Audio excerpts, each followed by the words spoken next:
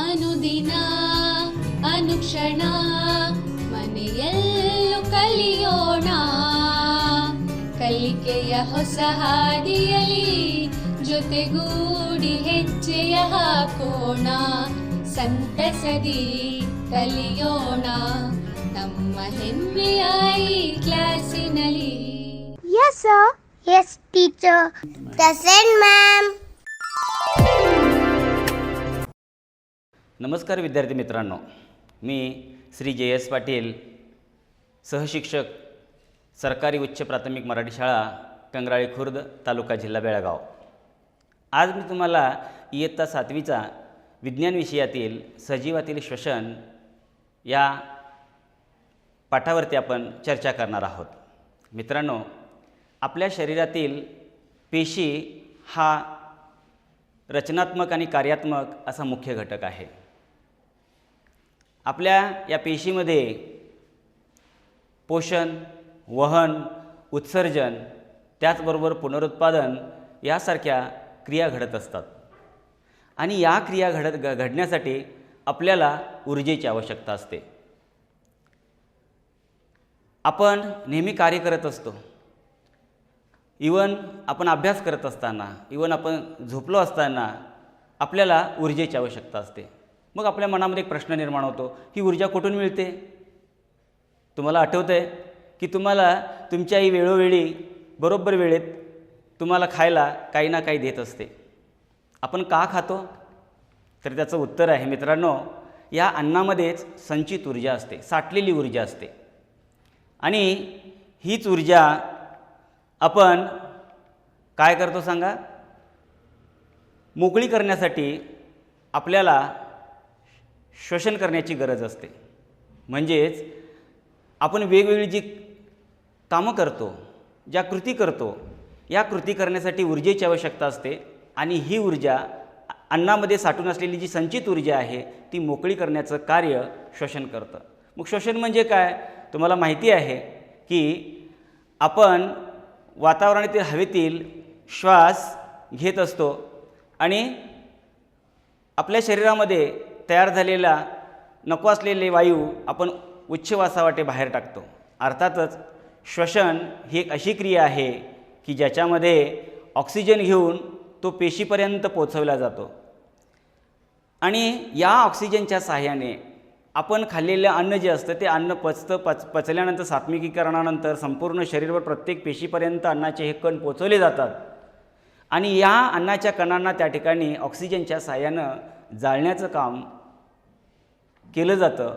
पेशीमधील कलकुनु नावाचा जो घटक आहे, या घटकांतर्गत ही सगळी क्रिया घडत असते. आणि त्याच्यामध्ये कार्बन डायऑक्साईड वायू, पाणी आणि ऊर्जा निर्माण होते. हीच ऊर्जा आपण ATPच्या स्वरूपात आपण साठवून ठेवतो.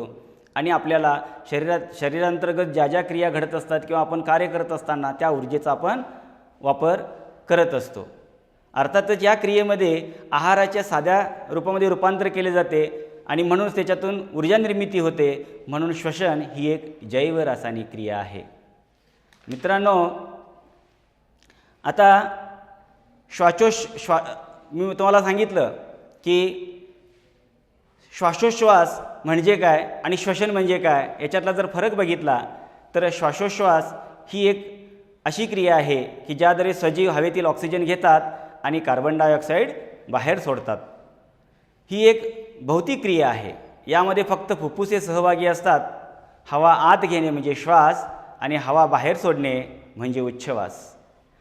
तर श्वसन म्हणजे श्वसनामध्ये श्वासोच्छ्वास याचबरोबर पेशीमध्ये होणारे आहाराचे विघटन किंवा ज्वलन समाविष्ट असते, ज्याच्यामुळे ऊर्जेची निर्मिती होते. श्वसन ही एक जैव रासायनिक क्रिया आहे. यामध्ये फुफ्फुसाबरोबरच शरीरात पेशीमध्ये असणारे कलकुनु देखील सहभागी असतात, जे ऊर्जेची निर्मिती करत असतात. आता तुम्हाला माहिती आहे की श्वसनाचे प्रकार आपण बघूया की बहुसंख्य प्राण्यांमध्ये आपण श्वासावाटे ऑक्सिजन घेत असतो.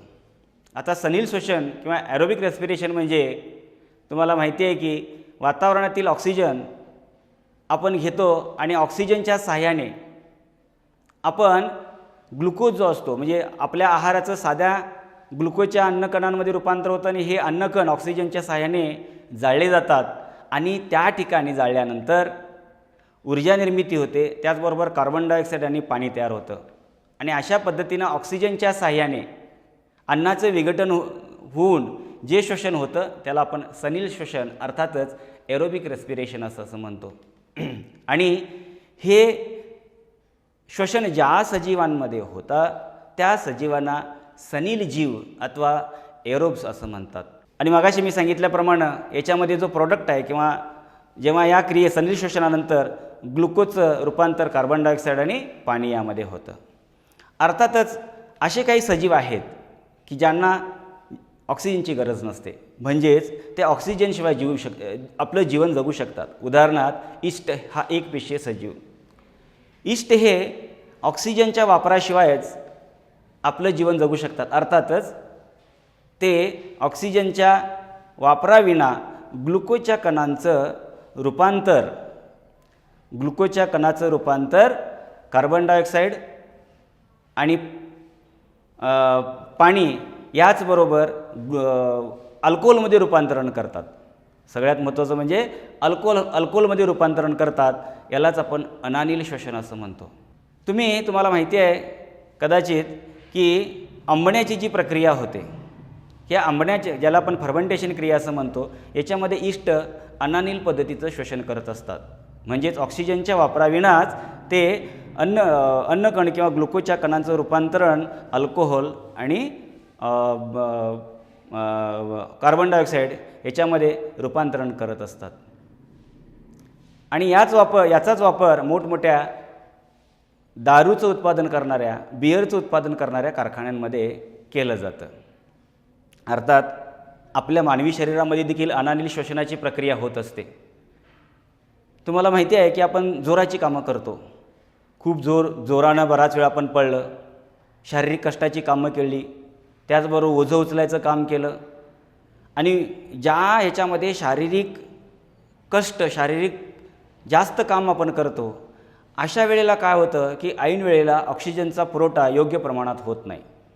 आणि मग न झाल्यामुळे तुम्हाला माहिती आहे की जास्त काम केल्यावर आपल्याला थकवा येतो. याचंच कारण मोठ्या प्रमाणात ऊर्जेचा वापर त्या ठिकाणी केला गेला असल्यामुळे श्वसनाची प्रक्रिया जोरानं होत असते.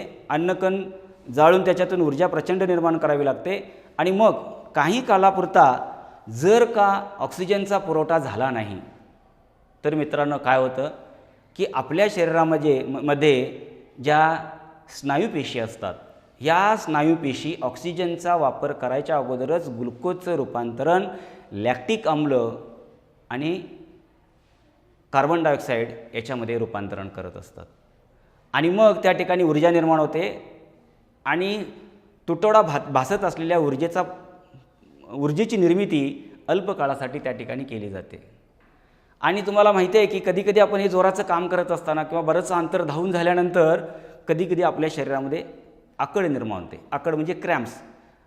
आपल्या गावाकडच्या भाषेमध्ये त्याला पेटके येणं असं देखील म्हणतात. आपल्या पायांमध्ये वगैरे असं एकदम असं चढल्यासारखं होतं, त्याला आपण क्रॅम्प्स, इंग्लिशमध्ये क्रॅम्प्स असं म्हणतो. आता हे आकड येणे कशामुळे होतं की जेव्हा मी मगाशी सांगितल्याप्रमाणे अचानकच जेव्हा आपल्याला ऑक्सिजनचा पुरवठा होत नाही त्यावेळेला स्नायूपेशींमध्ये अनानील श्वसनाची प्रक्रिया घडते आणि ग्लुकोजच्या कणांना त्या ठिकाणी जाळलं जातं आणि ग्लुकोजचं कण जाळून त्या ठिकाणी लॅक्टिक आम्लाची निर्मिती होते. लॅक्टिक आम्ल त्या ठिकाणी तयार झाल्यामुळे, त्याचा संचय झाल्यामुळेच आपल्याला आकड येते. आणि म्हणून असं जर झालं तर त्याच्यावरती काही उपाय असतात, तुम्हाला देखील त्याची माहिती असतील. तुमची आई, तुमचे वडील त्यासाठी तुम्हाला मदत करत असतात. मित्रांनो, थोडंसं गरम पाण्यानं जर शेक दिला अथवा थोडंसं मॉलिश केलं, मसाज केला तर त्या ठिकाणी आपल्याला थोडीशी रिलीफ होते. आता असं गरम पाणी ओतल्यानंतर किंवा मसाज केल्यानंतरच का कमी होत असावं की तसं केल्यामुळे काय होतं सांगा, त्या ठिकाणी की जी आकड निर्माण झालेली असते त्या ठिकाणी ऑक्सिजनचा पुरवठा काय होतो, व्यवस्थित व्हायला लागतो आणि अशा रीतीनं ऑक्सिजनचा पुरवठा व्यवस्थित झाल्यामुळे तिथं संचय झालेल्या लॅक्टिक आम्लाचं रूपांतरण पाण्यामध्ये केलं जातं, ऑक्सिजनमध्ये केलं जातं आणि अशा पद्धतीनं त्या ठिकाणी तुम्हाला काय मिळते, रिलीफ मिळते, थोडंसं आराम वाटायला लागतं. आणि म्हणून आपल्या शरीरामध्ये पेशीमध्ये स्नायू पेशीमध्ये देखील हे अनानील श्वसनाची प्रक्रिया घडत असते. आता मगाशी मी सांगितलं तुम्हाला श्वास आणि उच्छ्वास. श्वसन ह्या क्रियेमध्ये आपल्याला प्राणवायू अर्थातच ऑक्सिजनची गरज असते. हा प्राणवायू आत घेणं म्हणजे श्वास. आणि आपल्या शरीरामध्ये ज्या वेळेला अन्नकण जाळल्यानंतर त्या ठिकाणी काय होतं सांगा, तयार झालेला कार्बन डायऑक्साईड जो आहे, हा कार्बन डायऑक्साईड आपण बाहेर जेव्हा टाकतो त्यालाच उच्छ्वास असं म्हणतात. आणि म्हणून श्वास आणि उच्छ्वास मिळून श्वसन या ठिकाणी बनत असतं. तुम्हाला माहिती आहे, मग आपल्याला श्वसन दर म्हणजे काय हे आपण बघूया.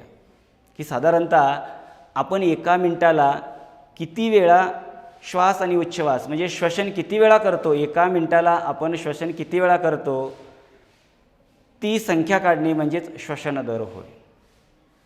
तुम्हाला साधारणतः माहिती आहे की आपण निवांत बसलेलो असताना आपल्याला जाणवती नाही आपण श्वसन किती करत आहोत वगैरे. पण जेव्हा आपण काम करायला लागतो, कष्टाचं काम करायला लागतो, तेव्हा ॲटोमॅटिकच काय होतं सांगा, हा दर वाढायला लागतो. तुम्ही जास्त जोरानं पडला तर अधिक वाढतो. हे तुम्ही स्वतः प्रयत्न करून बघू शकता. आता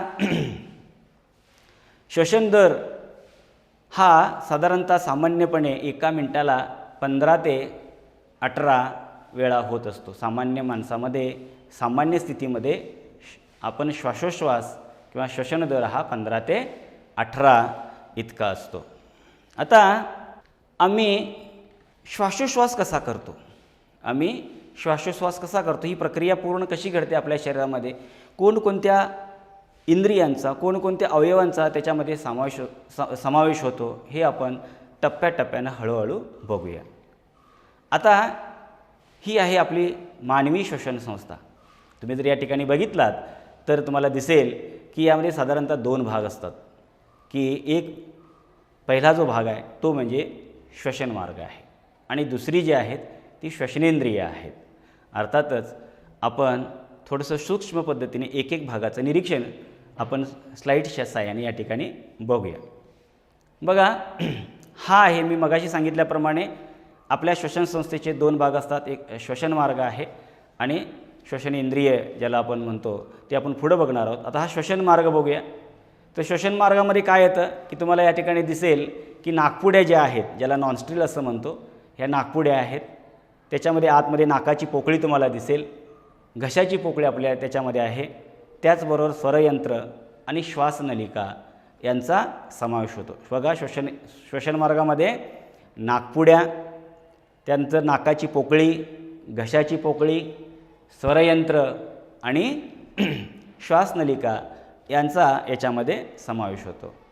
आता हे जे आहे ते श्वसनेंद्रिय आहे. बघा, आता श्वसनेंद्रियामध्ये महत्त्वाचं म्हणजे 2 फुफ्फुसं दोन्ही साईडला तुम्हाला या ठिकाणी दिसत असतील, 2 फुफ्फुसं येतात. त्याच्यानंतर लघुश्वास नलिका, जी तुम्हाला निळ्या रंगाच्या अशा कुर्च्यामध्ये तुम्हाला जो भाग दिसतो आहे त्या लघुश्वास नलिका. आणि शेवटी त्या ठिकाणी काय आहे सांगा, श्वासकोश आहेत, जे बारीक गुठळ्या तुम्हाला ज्या ठिकाणी ब्रँक्युल्स किंवा त्याच्या ब्रँक्युल्सच्या पुढच्या बाजूला जे बारीक बबल्स टाईप जे तुम्हाला दिसत आहे ते काय आहेत सांगा, श्वासकोश आहेत. आणि या 2 फुफ्फुसाच्या खालच्या बाजूला तुम्हाला आणखी एक पडदासारखा जो दिसतो आहे तो श्वासपटल. या सगळ्यांचा अंतर्भाव या श्वसनेंद्रियामध्ये होत असतो. बघा, श्वसनेंद्रियामध्ये 2 फुफ्फुसे येतात, लघुश्वासनलिका येते, श्वासकोश येतो, त्याचबरोबर श्वासपटल यांचा या ठिकाणी अंतर्भाव होतो. आता सुरुवातीपासून आपण बघूया. मी तुम्हाला सांगितलं की आपण श्वास नाकावाटे घेतो. आता या नाकपुड्या 2 असतात. तोंडाच्या वरती नाकामध्ये 2 नाकपुड्या असतात. या दोन्ही नाकपुड्या एका पडद्यानं काय झालेल्या असतात, वेगवेगळ्या केलेल्या असतात. काही जणांमध्ये अशी डेव्हिएटेड सेप्टम, ज्याला आपण वक्र पडदा म्हणतो, असा असतो, तर वरच्या बाजूला तो सामान्य पडदा सरासरी लोकांच्यामध्ये असा असतो. पण समजा असा जर वक्र पडदा असेल तर अशा लोकांना श्वासोश्वास करणं कठीण जातं, गुदमरल्यासारखं वरच्यावरती होतं, श्वास घेणं यांना त्रासदायक असतं. आणि हा श्वास घेतल्यानंतर आपण घेतलेली हवा त्याच्यानंतर या नाकपुड्यातून हवा नाकाच्या पोकळीमध्ये जाते बघा. आतमध्ये तुम्हाला ही जी दिसते आहे ती काय सांगा, ज्याला इंग्लिशमध्ये तिथं नेसल कॅव्हिटी म्हणून लिहिलेली आहे बघा. ही काय सांगा, मोकळी जागा आहे, नाकाची जी पोकळी आहे. आणि याच्या वरच्या बाजूला चेतने असतात, अल्फेक्टो रिसेप्टर्स असं आपण ज्याला म्हणतो. हे रिसेप्टर्स आहेत ना, त्याच्यामध्ये हे चेतने ज्या आहेत, या चेतण्यामुळे आपल्याला वासाची संवेदना होते. वेगवेगळ्या प्रकारचे जे वास आहेत ते वास कोणत्या प्रकारचे आहेत हे आपल्याला त्या चेतण्याद्वारे काय होतं, समजतं. तर नाकाच्या पोकळीच्या वरच्या बाजूला हे काय असतात सांगा, ह्या वासाची संवेदना देणाऱ्या चेतने असतात. आणि नंतर मग थोडंसं कधीकधी आपल्याला शिंका येतात. आता आपण का शिंकत असावं, तर तुम्हाला माहिती आहे की हवेमध्ये असंख्य धूलिकण असतात, त्याचबरोबर वेगवेगळ्या प्रकारचे जीवाणू असतात, वेगवेगळ्या प्रकारचे नको असलेले घटक असतात. आणि मग काय होतं सांगा, श्वास घेत असताना आपल्या नाकामध्ये ती फिल्टर होण्याचं काम चालू होत असतं. हे श्वास घेत असताना, हवा आत जात असताना हे सगळे नको असलेले धुळीचे कण, विषाणू, जीवाणू हे नाकातील केसांमध्ये अडकतात. आणि अडकल्यानंतर हे नको असलेले घटक असतात, जेव्हा त्यांची संख्या वाढते किंवा आपल्याला नको असं होतं, तेव्हा निसर्गतःच ते बाहेर फेकणं गरजेचं असतं. अशा वेळेला आपल्याला जोराने शिंक येते आणि शिंकेच्या बरोबरच हे जीवाणू असू द्यात, धुळीकण असू द्यात, हे बाहेर फेकले जातात. आता मित्रांनो, तुमच्यासाठी एक विशेष सूचना असते. तुम्हाला माहिती आहे की जर आपल्याला शिंक येत असेल तर आपण काय करायला पाहिजे सांगा, की रुमाल धरून शक्यतो आपल्या नाकातून जाणारे जे जीवाणू, विषाणू आहेत हे दुसऱ्यांपर्यंत फैलावू नये, त्यांना त्रास होऊ नये याची काळजी आपण घेतली पाहिजे. रुमाल लावूनच आपण शिंकलं पाहिजेत. तुम्हाला अशी सूचना आपण नेहमी देतो, त्याचं पालन तुम्ही केलं पाहिजे. त्याच्यानंतर बघा, मी मगाच सांगितलं की मग या नाकाची जी पोकळी आहे त्या नाकाच्या पोकळीतून हवा घशाच्या पोकळीत जाते. इथं अन्ननलिका आणि श्वासनलिका वेगवेगळ्या करणारा भाग असतो, एक पडदा असतो. आणि मग याच ठिकाणी हवेची नलिका जी असते ही नलिका वेगळी होते. आणि याच्यानंतर हवा काय होते सांगा, श्वासनलिकेमध्ये जाते. पण श्वासनलिकेत पोचण्याऐवजी तिथं स्वरयंत्र असतं. तुम्हाला या ठिकाणी तिची बारीक अशी हालचाल तुम्हाला दिसत असेल, व्होकल कॉर्ड्स असं आपण म्हणतो. हे जे स्वरयंत्र जेव्हा बोलण्यासाठी हवा जात असते, याच हवेचा वापर करून आपण काय करतो, हे स्वरतंतू असतात या स्वरयंत्रामध्ये. हे स्वरतंतू काय होतात, कंप पावतात आणि आवाजाची निर्मिती होते आणि आपण बोलतो. आपल्याला जो संदेश द्यायचा असतो, आपल्याला जे म्हणायचं असतं, बोलायचं असतं, ते या स्वरयंत्राच्या साहाय्याने आवाजाची निर्मिती केल्यामुळे होत असते. आणि नंतर मग आपलं जी हवा असते ती हवा श्वासनलिकेमध्ये जाते. आता ही आहे काय सांगा, श्वासनलिका. ही कुर्च्यामुळे असते बघा, एका स्नायूंनी बनलेली असते, त्यामुळे ती चेपत नाही. साधारणतः या श्वासनलिकेची जी लांबी आहे ती साधारणतः 4 इंच इतकी असते. ती स्वरयंत्रापासून चालू होऊन लघुश्वासनलिकेपर्यंत विभागलेली असते. आणि हा मधला भाग म्हणजेच स्वरयंत्रापासून ते लघुश्वासनलिकेपर्यंत ही श्वासनलिका असते. आता यानंतरचा जो भाग आहे तो फुफ्फुस. हा अत्यंत महत्त्वाचा असा भाग आहे. जेव्हा श्वासनलिकेतून हवा आत फुफ्फुसांमध्ये, ते फुफ्फुसही साधारणतः 2 असतात. ती दोन्ही बाजूला विभागलेली असतात आणि ती मऊ स्पंजयुक्त असतात, लवचिक असतात. फुफ्फुसही लवचिक असतात, अशी ही फुफ्फुसं असतात. त्याच्यानंतर फुफ्फुसामध्ये रचना जर आपण बघितली, या ठिकाणी तुम्ही बघू शकता, या 2 फुफ्फुस आहेत. जी मुख्य श्वासनलिका जी आहे, ह्या श्वासनलिका लघु श्वासनलिकेमध्ये दोन्ही बाजूला काय झालेले असतात, विभागलेले असतात. आणि मग या सूक्ष्म श्वासनलिका शेवटी त्यांना वायुकोश असतात. श्वासकोश किंवा वायुकोश असं म्हणतो, जिथे प्रत्यक्ष काय होतं, या ठिकाणी तुम्ही बघू शकता की हवेतील ऑक्सिजन आणि शरीरात तयार झालेला कार्बन डायऑक्साईड वायू यांची अदलाबदल या ठिकाणी आपल्याला होते. हा सगळ्यात महत्त्वाचा भाग जो आहे हा श्वासकोश आहे.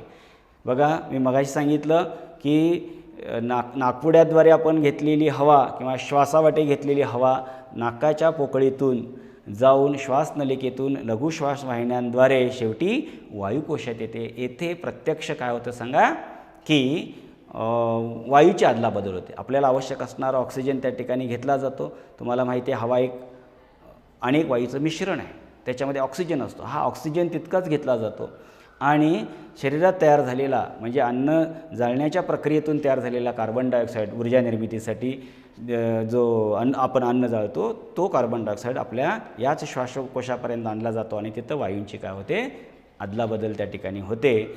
आणि अशा पद्धतीनं आपण काय करतो की वायू जो आहे हा वायू आपण संपूर्ण शरीरभर प्रत्येक रक्ताच्या माध्यमातून प्रत्येक पेशीपर्यंत पोचवला जातो.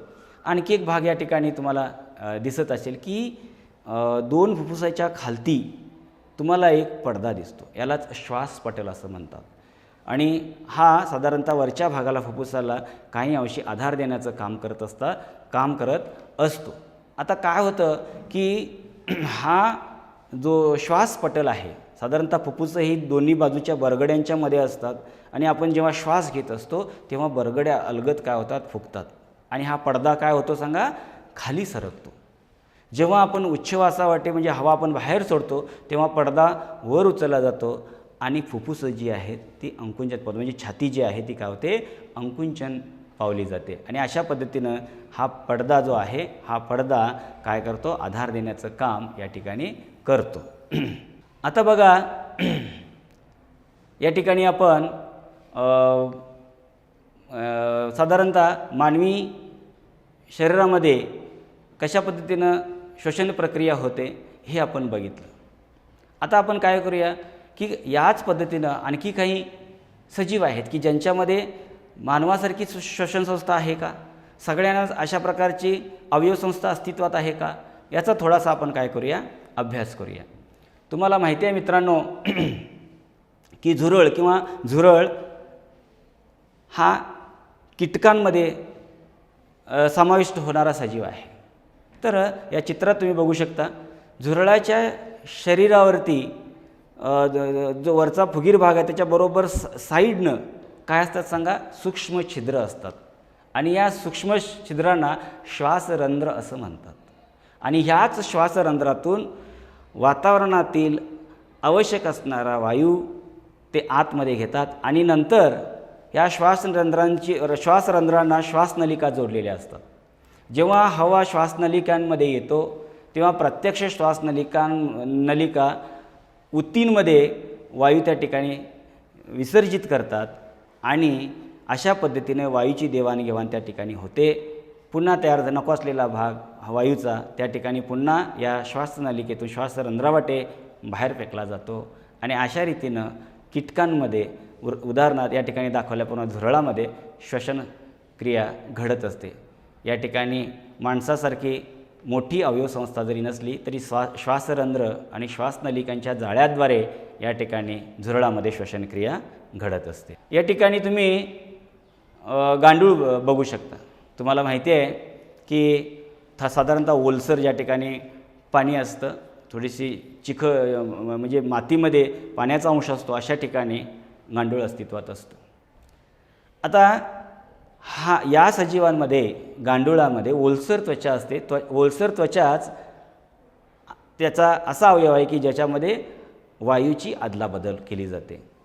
आणि या ठिकाणी तुम्ही बघू शकता की वरच्या बाजूला ही जी त्वचा आहे या त्वचेतून वातावरणातील हवा आत घेतली जाते आणि बाहेर नको असलेली हवा बाहेर फेकली जाते. आणि अशा पद्धतीनं अत्यंत साध्या पद्धतीची श्वसन पद्धत गांडुळामध्ये अस्तित्वात आहे. यानंतर तुम्ही बघू शकता की बेडूक असा एक प्राणी आहे की ज्यामध्ये तो फुफ्फुसावाटे श्वसन करू शकतो, त्वचेवाटे देखील श्वसन करू शकतो. फुफ्फुसावाटे श्वसन करू शकतो आणि त्वचेवाटे देखील श्वसन करू शकतो. तर याच्यामध्ये देखील अवयवसंस्था असते. त्याचं हृदय जे असते तुम्हाला माहिती आहे की एक वैशिष्ट्य आहे की रक्ताभिसरण हे त्याच्यामध्ये 3 कप्प्यांद्वारे होत असतं. पण रेस्पिरेटरी सिस्टम जी आहे किंवा श्वसनसंस्था जी आहे ती तोंडावाटे आणि नाकावाटे त्याला देखील नाक आहे. तुम्ही या ठिकाणी नॉस्ट्रिल नावाचा जो इंग्लिशमध्ये लिहिलेला आहे ते त्याच्या नाकपुड्यात त्याच्यातून तो काय घेत असतो, श्वासोश्वास करत असतो. पुढे त्याला फुफ्फुस आहे आणि जसं माणसांमध्ये प्रक्रिया होत असते तशाच पद्धतीनं बेडकांमध्ये देखील काय होतं सांगा, वायूंची अदलाबदल होते आणि अशा या चित्रात दाखवल्याप्रमाणे त्याची श्वसनसंस्था अस्तित्वात असते. आता या ठिकाणी तुम्ही मासा बघितला आहे की आपल्याला प्रश्न पडतो की असे कितीतरी प्राणी आहेत की जे पाण्यामध्ये राहत असतात. मग ही कशा पद्धतीनं श्वसन करत असतील? अर्थातच तुम्ही बघितलं आहे की मासा कधी तर हातामध्ये घ्या आणि त्याच्या बाजूला जर बघितलात, जसं असं थोडंसं उचलून त्याची हे बघितलात तर त्या लाल कलरचा जो तुम्हाला या ठिकाणी भाग दिसतो हे त्याचे कल्ले आहेत. या कल्ल्यांमध्ये असंख्य रक्तवाहिन्या असतात आणि जेव्हा तुम्ही या ठिकाणी बघू शकता की जो ॲरो मार्क दाखवला अशा पद्धतीनं तो पाणी त्या ठिकाणी घेतो आणि पाणी कल्ल्यातून बाहेर फेकतो. त्या कल्ल्यातून बाहेर फेकत असताना त्या ठिकाणी पाण्यातील ऑक्सिजन जो आहे विरघळलेला, हा विरघळलेला ऑक्सिजन त्या केशवाहिन्यांमध्ये काय केला जातो सांगा, अलगद त्या केशवाहिन्यांमध्ये ॲब्सॉर्ब केला जातो, शोषला जातो आणि संपूर्ण शरीरभर प्रक्रिया केली जाते आणि ऑक्सिजनचा पुरवठा अशा पद्धतीनं त्याच्यामध्ये होतो.